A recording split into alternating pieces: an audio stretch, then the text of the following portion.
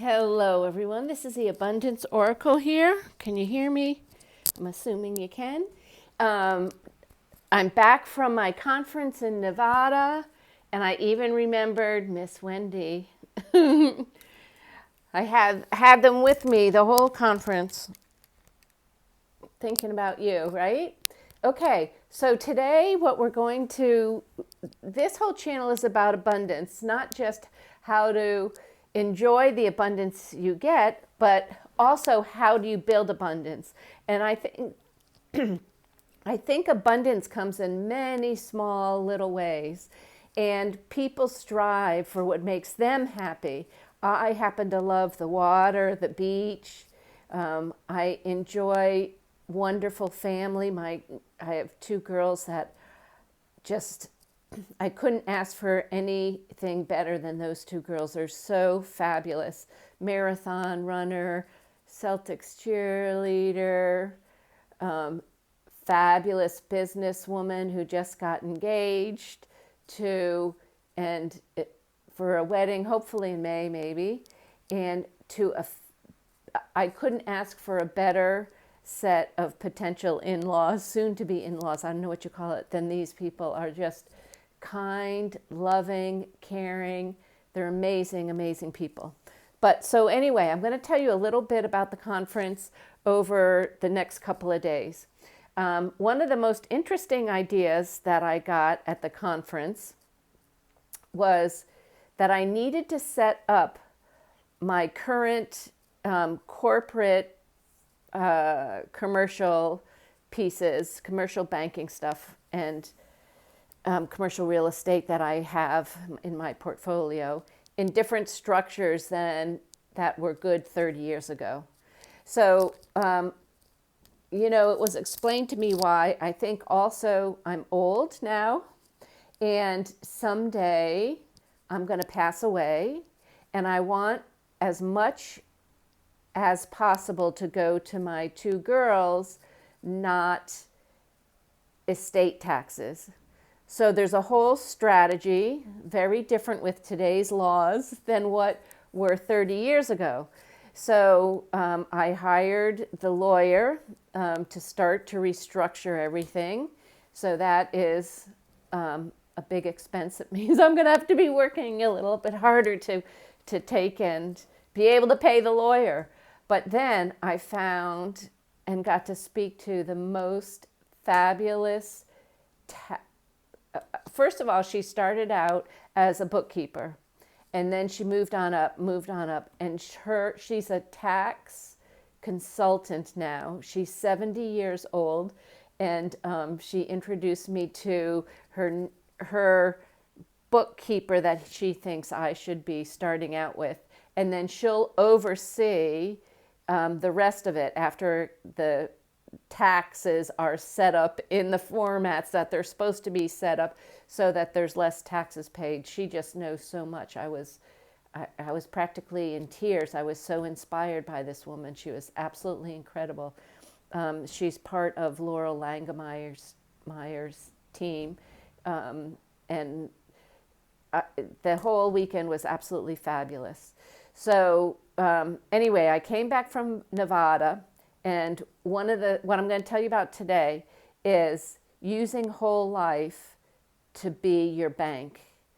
And this was Jason Henderson's idea. I think he's out of California, maybe. I don't know where he's out of. I'll have to look at his card. But what he said is, if you buy whole life insurance,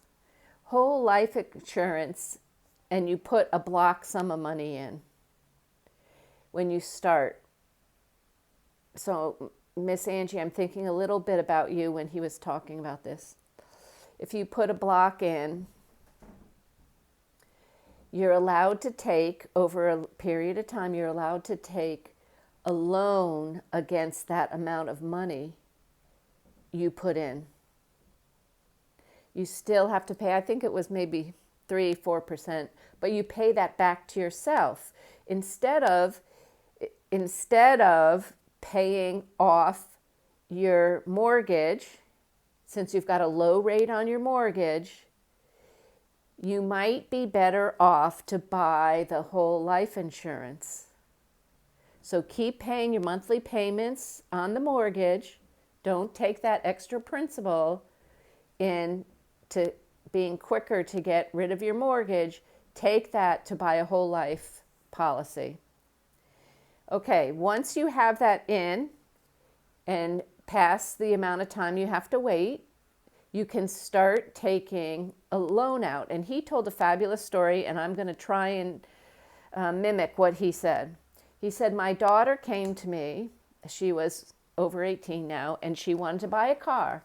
And he said, all right, honey, we'll go look and decide what you want to buy and come back to me and we'll talk about, what they're proposing to have you buy the car. So she came back and they said, well, Dad, yeah, I need to get a cosigner. And he said, well, what percentage rate are you getting if you have a cosigner? And she said, well, it would be 10%. And he said, well, okay, I'm not going to do that. And she was upset. And he said, I have a better idea. We're going to take and put the amount of money, sorry, I'm getting my roof redone. We're going to take the amount of money that you would pay for payments out of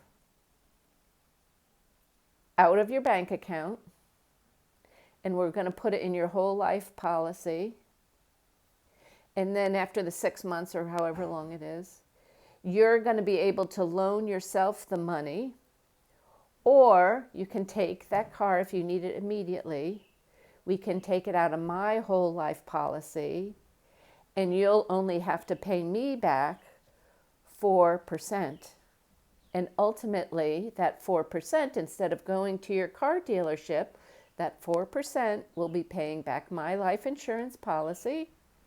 And one day, all that money's going to be yours. Now, isn't it better to have yourself be the bank instead of giving the interest to the car loan, the mortgage people, to other people instead of yourself? It's not good to pay it to somebody else. Give it to yourself first. So you can do that with a whole life policy. And if you have a different type of policy, like a universal life, you can do an exchange from a universal life over to a whole life policy. So there's a lot of things you can do. And if you have any interest in something like that, let me know, and I'll hunt down the business card so you can call the people and talk to them about it. But I thought this is a fabulous, fabulous idea, especially as your kids are first establishing themselves. And then you can keep putting money into your whole life policy, and it gets bigger and bigger and bigger. And pretty soon you're going to want to buy a house. And depending upon how much your whole life policy is for and how long you've been putting money in, you might be able to write your own mortgage for yourself. It's absolutely phenomenal idea. So just think of all that money that the bank is getting will go in your pocket. Fabulous idea. All right, everyone, this is the Abundance Oracle. I have quite a few more ideas and ways you can maybe work some things out. And I suggest we all try and keep our jobs. If you have a job, try and keep your job and start figuring out, you're going to think I'm crazy when I say this, start figuring out how you can be independently wealthy and not working for someone else. Because when that's the case, you can't get fired. I'm at a point now, okay, all the job losses, I have all my friends I worry about, but nobody can fire me. And I'm set up in a fabulous situation. So we'll talk a little bit more how you can set yourself up as well as maybe some little tricks of the trade. And I also want to talk about the conference that I went to. I don't know if any of you would want to go to it, but I think there's some of you that are ready for a strategy that it might be really healthy for you to go to. And I think once you pay for it once, you can keep going back. So I think next spring, I'm going to take my daughter. Children get to come for free. So I'm going to take my daughter. And she said, you know, it's the Celtics cheerleader that then became the marathon runner this year. She said next year she's going to get her pilot's license. And I'm one of the men in one of my rental units said, "Oh, let me talk to her." So he talked to her. He said it's really not as hard as you think. So any of you who have interest in becoming a pilot, not as a full-time profession, but to get you back and forth to your real estate that you're accumulating maybe, or you, if you have wealthy parents, you charge them instead of letting them pay for American Airlines or whatever they go on.